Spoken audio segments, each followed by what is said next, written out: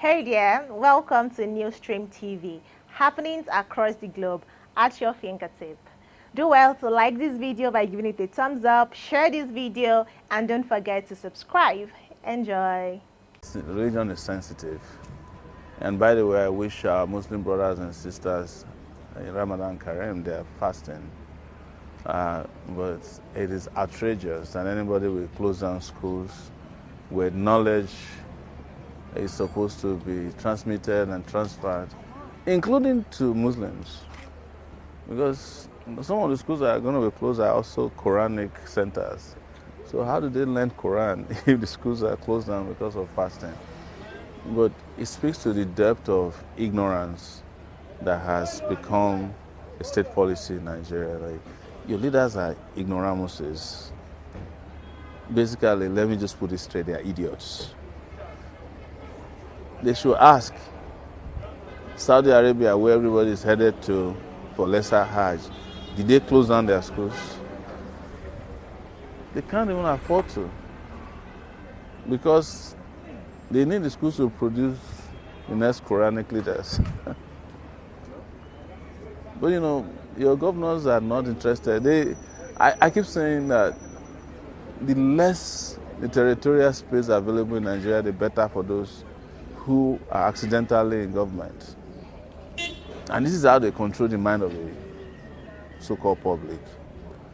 And let me be clear, it's not limited to the North. Religion is a global problem. That is why Karl Marx says that religion is the opium of the masses. The moment they sniff it, they lose their minds. And the more we separate the state from religion, the better. See, when I become the president of Nigeria, I've said it, the state will have no business with religion. So I can't be president and you come and close down schools because of fast.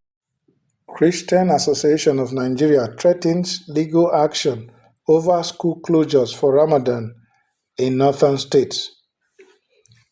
I hope we will not plunge the nation once again into a religious war.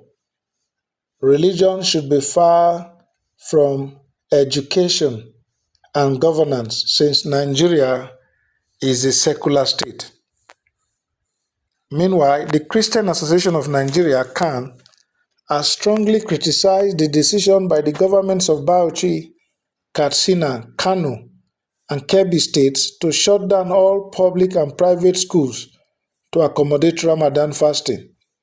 In a statement issued on Sunday in Abuja, CAN President Archbishop Okoh expressed deep concern over the directive, calling it a significant threat to educational continuity, equity, and national unity.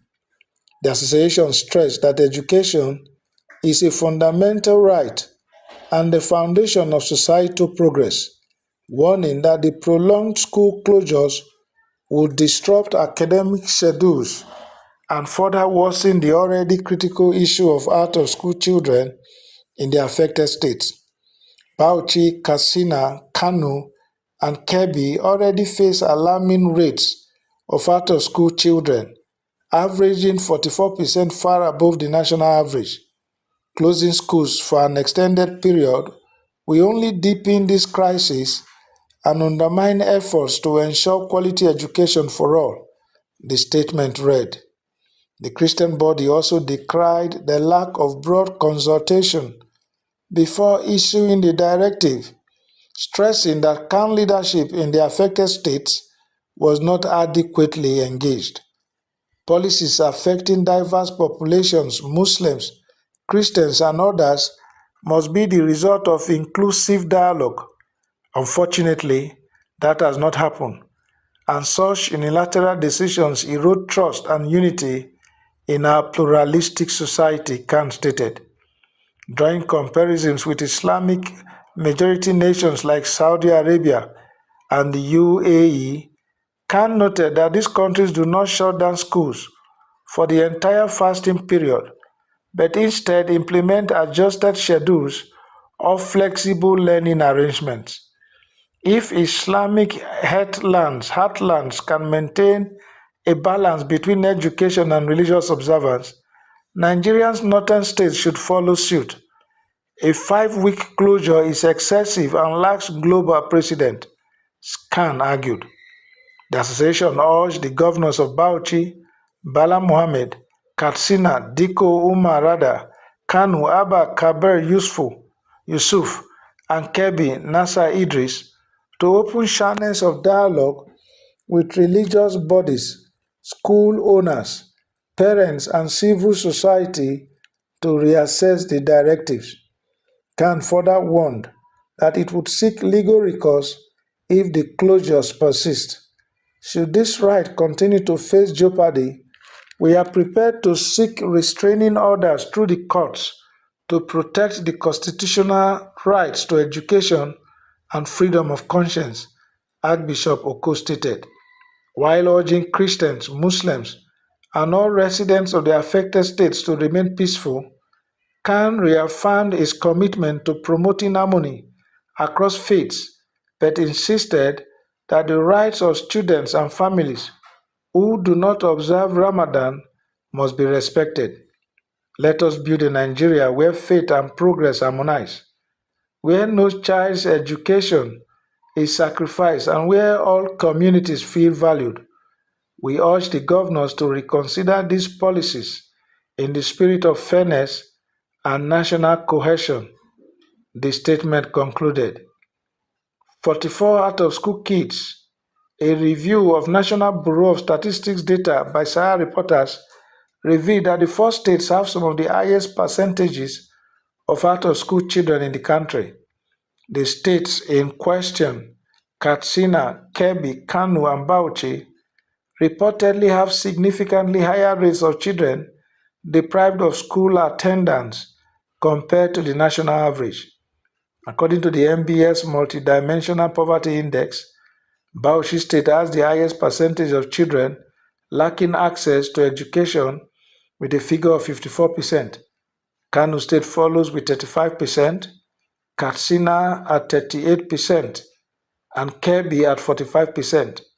On average, these four states have 44% of children deprived of education, which is 10 percentage points higher than the national average of 34%. On February 27, Sahara reporters reported the Bauchi state government had ordered the closure of schools for 5 weeks due to the Ramadan period. According to the directive, schools will be closed from February 26, 2025 until the end of Ramadan and the Salah celebrations, with classes set to resume on April 5. The official academic calendar obtained by Sahara reporters showed that the second term of the 2024-2025 session began on January 5, 2025. However, the state government divided the term into two phases. The first from January 5 to February 28, followed by a 5-week break from March 1 to April 5, and classes resuming from April 6 to April 29. However, this directive has not been well received by private school owners, particularly those of Christian faith, who argue that due to the diverse student population, the government's order should not deny all students access to education. Last Friday, Sahara reporters also reported that the Katsina State Isba Board, the state's Islamic morality police, had ordered the closure of all private schools in the state for the duration of Ramadan. In a circular issued by the board, it warned that failure to comply would have consequences. The circular dated February 27, 2025 was signed by the Commandant General Aminu Usman. In accordance with the Katsina State Government directive, all private schools are required to close during the Ramadan period to allow pupils to fully observe the holy month, the statement read. The directive also includes extra lessons. The ISBA board urges all school proprietors to strictly comply, as non-compliance will not be tolerated. Khan's intervention underscores growing national debate on balancing religious observance with educational priorities, setting the stage for what could become a legal and policy battle over school governance in Nigeria. Me think it is high time the federal government should make its position clear on religion affecting the educational curricula of this country. Because these states in question are not populated only by Muslims. So, what now happens to Christians who don't subscribe to the Muslim faith?